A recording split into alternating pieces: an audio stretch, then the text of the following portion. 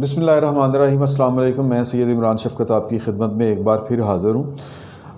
General assembly کا جو اقوام متحدہ کی جنرل اسمبلی ہے، اس کے اندر خطاب کرتے ہوئے 2 دن پہلے جو چین کے صدر نے جو لب و لہجہ اختیار کیا اور جو ٹارگٹ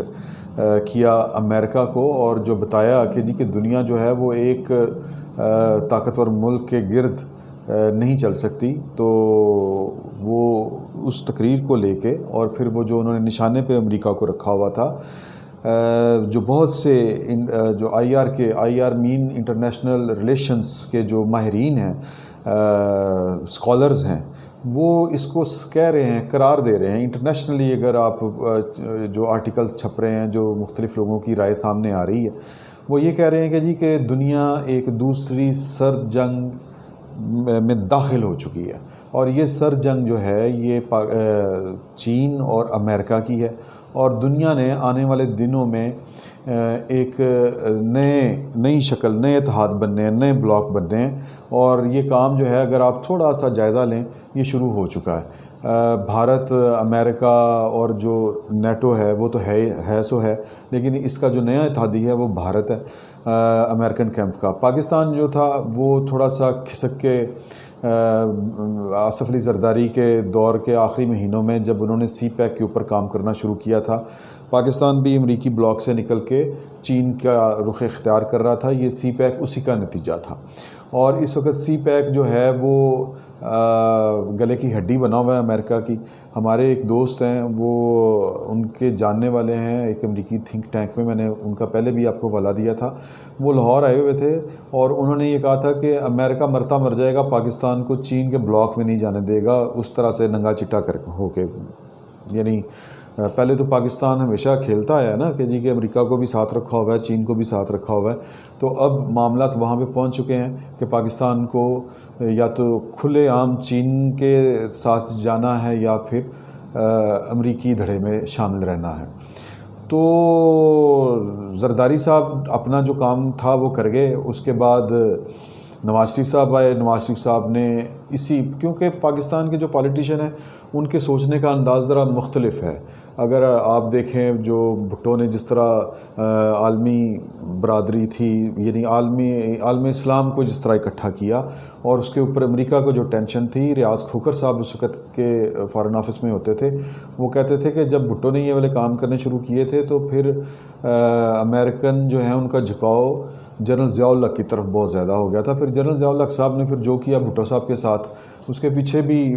دنیا یہ مانتی ہے کہ وہ امریکہ ہی تھا، یعنی وہ بیسیکلی رشین دھڑے میں تو نہیں جا رہے تھے، لیکن ایک نیا اسلامی بلاک وہ وجود میں لا کے امریکی مفادات جو تھے، ظاہر ہے وہ تیل سے متعلق تھے، اور جو پورا ویسٹ ہے وہ عربوں کے تیل کے اوپر ہی چل رہا تھا، تو شاہ فیصل کو انہوں نے چابی دے کے انہوں نے اپنی طرف کر لیا تھا، تو اور بھی اسلامی دنیا کو، تو یہ امریکہ کے لیے ٹینشن تھی۔ پھر وہ سر جنگ جو چل رہی تھی اس وقت بھی، اس میں بھی جب بھٹو صاحب بھائی لگ گئے بارزاہ ضیاء الحق، تو اس کے بعد پاکستان کھلا کے جناب وہ سر جنگ کا فریق بن گیا، اور بھٹو کوئی نئی راہ تلاش کر رہے تھے، لیکن ضیاء الحق صاحب نے کہا کہ امریکہ بہادر کو سلام ہے، اور ہم نے وہ سرد جنگ کو پاکستان کے اندر ایک گرم محاذ فراہم کر دیا، 2 قوتوں کو، امریکہ کو اور رشیا کو ہم نے جناب ٹوٹے کر دیا اللہ کے فضل و کرم سے۔ لیکن اس سرد جنگ کا جو ہم نے گرم محاذ پاکستان کے اندر کھولا ہوا تھا، اس کے جو نتائج ہیں وہ ہم آج تک بھگت رہے ہیں۔ کوئی کسی چوک میں پھٹ جاتا ہے، مطلب یہ 70,000 پاکستانی، جس میں ہمارے فوجی بھی شامل ہیں، اور ہماری فوج جو ہے وہ کارگل، 65 کی جنگ، 71 کی جنگ، اتنے ہمارے فوجی شہید ان جنگوں میں نہیں ہوئے، ایون 1948 کی بھی لگا لیں آپ، تو جتنے ہمارے لوگ اس کاؤنٹر انسرجنسی میں شہید ہوئے ہیں، جو ہمارے ملک کے اندر پھر لڑی گئی، تو یہ خمیازہ تھا اس کا، اور امریکہ چھوڑ کے چلا گیا تھا ہمیں۔ یہ ہلری کلنٹن نے سینٹ کے اندر کھڑے ہو کے کہا تھا۔ پھر بڑی بڑی گیمیں ہوتی ہیں جی، وہ ہلری کلنٹن کا ہی اگر آپ سینٹ میں اس کی جو سٹیٹمنٹ ہے وہ اٹھا کے دیکھیں، وہ اعترافی بیان ہے، وہ اعتراف جرم ہے بیسیکلی، کہ ہم نے جناب رشیا کو ٹھکانے لگانے کے لیے عربوں کے ذریعے وہابی ازم کو پروموٹ کیا، اور پھر جب مطلب نکل گیا پاکستان کے ذریعے ہمارا تو ہم ان کو چھوڑ کے آ گئے. تو اب وہ جو ہمارے بچے ہوا کرتے تھے، جو جہادی تھے، جو ہم نے تیار کیے تھے خچروں سے لے کے مجاہدوں تک، جو ہم بے سے بندوق پڑھایا کرتے تھے مدرسوں میں اور اسکولوں میں، انہوں نے پھر وہ کہہ لیں کہ ہم ریٹیلیٹ کیا ہمارے خلاف، اور 70,000 لوگ جو ہیں وہ ہمارے مرے شہید ہوئے. معافی چاہتا ہوں، مرے میں نے لفظ غلط بول دیا، شہید ہوئے. تو ایک تو وہ ذہن میں رکھیں کہ اس سرد جنگ کا ہم خمیازہ بھگت چکے ہیں. اب یہ جو نئی سرد جنگ شروع ہو رہی ہے، بہت سے جو لوگ ہیں وہ یہ سمجھتے ہیں کہ اس میں پاکستان کے اندر پھر ایک گرم محاذ کھلنے جا رہا ہے. اور پاکستان پہلے تو افغانستان میں تھا نا جی، یعنی جنگ جو باقاعدہ لڑی گئی تھی. اب یہ جو جنگ ہے، سرد جنگ ہے، اس کا سب سے جو گرم محاذ ہوگا وہ پاکستان کے اندر ہوگا. وہ کس لیے ہوگا کہ پاکستان کی جو قوتیں ہیں، مقتدرہ ہے، اس کی ٹائز ہیں ایوب خان سے لے کے، بلکہ لیاقت علی خان سے لے کے، اور وہ اتنی خوفناک ہیں کہ لیاقت علی خان کو جب کہا گیا کہ جناب کہ ہم نے ایران پہ حملہ کرنا ہے، اس نے ہماری ایک تیل والی کمپنی ہتھیالی ہے، قومی آلی ہے، تو آپ ہمیں اڈے فراہم کریں، تو لیاقت علی خان صاحب نے کہا کہ میں نے نہیں کرنے. پھر وہ قتل ہو گئے، اور پھر وہ امریکہ نے اب وہ پیپر ڈی کلاسیفائیڈ کیے ہیں، اور اس میں بتایا ہے کہ وہ امریکی اس وقت کے جو صدر تھے، ان کے حکم کے اوپر لیاقت علی خان صاحب کو راستے سے ہٹایا گیا. اور پھر اڈے بھی مل گئے پاکستان میں. بڑبیر کا اڈا بڑا مشہور ہے، ایوب خان نے دے دیا تھا، جہاں سے روس کی جاسوسی کے لیے طیارے اڑا کرتے تھے، اور کوئی طیارہ بھی مار گرایا گیا تھا. تو وہ پھر ہم بے نقاب ہو گئے، اور پھر ہمیں کھل کے سامنے آنا پڑا. تو بہرحال یہ نہیں کہہ لیں کہ امریکہ کے ساتھ جو ہماری ٹائز ہیں، ہماری مقتدرہ کی، ہمارے با اثر لوگوں کی، وہ 70 سال جتنا پرانا پاکستان ہے اتنی پرانی وہ ٹائز ہیں. ان ٹائز کو توڑنا بڑا مشکل ہے. بھٹو نے توڑنے کی کوشش کی تھی، تو کہا گیا تھا امریکہ کی طرف سے کہ ہم تمہیں نشان عبرت بنا دیں گے، اور پھر بنا دیا انہوں نے. پھر جناب کہہ لیں کہ زرداری صاحب نے اپنی فنکاری لگانے کی کوشش کی. وہ اپنے آخری دور کے آخری دنوں میں انہوں نے Iran India Pakistan pipe line کا وہ شوشہ چھوڑ دیا تھا، افتتاح کر دیا تھا. وہ ہضم ہو گئی ہوئی ہے، اب وہ نہیں ہے. پھر سی پیک کا انہوں نے شروع کیا، اور سی پیک کے اوپر جس طرح بھٹو کی پھانسی کے پیچھے امریکہ نظر نہیں نہ آتا جی لوگوں کو، اسی طرح جو نواز شریف کی حکومت گئی ہے اس کے پیچھے لوگوں کو سی پیک اب نہیں نظر آئے گا. یہ جب امریکہ اپنے 25-30 سال بعد پیپر ڈی کلاسیفائیڈ کرے گا، پبلک کرے گا، تو کانفیڈینشیل پیپرز یا کلاسیفائیڈ پیپرز، تو پھر ہمیں سمجھ لگے گی. تو ظاہر ہے اس وقت میں ہم میں سے پتہ نہیں کون ہوگا کون نہیں، پھر ہمیں اندازہ ہوگا، کیونکہ ہم نے حالات سے اور تاریخ سے تو سبق کبھی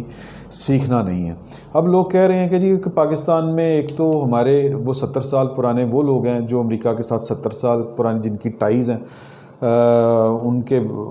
ایک ایک جو مفاد ہے وہ امریکہ کے ساتھ جڑا ہوا ہے. اور ظاہر ہے کہ اسی طرح ہی ہوتا ہے، جب آپ کی 70 سال آپ کسی کے ہمسائے رہ جائیں تو وہ تعلق نہیں چھوٹتا، عادتیں ملنا شروع ہو جاتی ہیں. تو 70 سال سے جو اتحاد ہے پاکستان کی باس اور قوتوں کا، یا پاکستان کی رولنگ ایلیٹ کا امریکہ کے ساتھ، وہ تعلق ختم نہیں ہوگا. تو اس وقت جو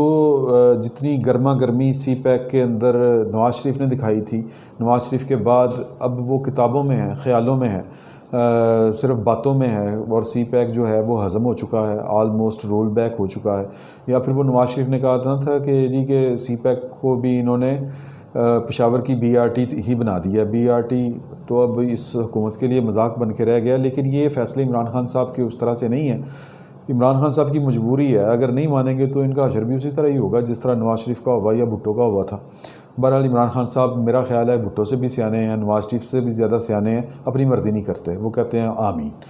تو اب جو تجزیہ نگار ہیں وہ یہ کہہ رہے ہیں کہ پاکستان میں ایک تو میں نے آپ کو بتا دیا کہ 70 سال پرانی جو ٹائز ہیں، محبتیں ہیں، رشتے ہیں امریکہ کے ساتھ، ایک وہ رولنگ ایلیٹ ہے، اور ایک وہ ہیں جو پاکستان کا مستقبل سی پیک کے ساتھ یا چین کے ساتھ جوڑ کے بیٹھے ہوئے ہیں. اور ان کا خیال ہے کہ وہ اس وقت وہ لوگ ہیں جو جنہوں نے سی پیک کی بنیاد رکھی اور سی پیک کو چلایا، اور آج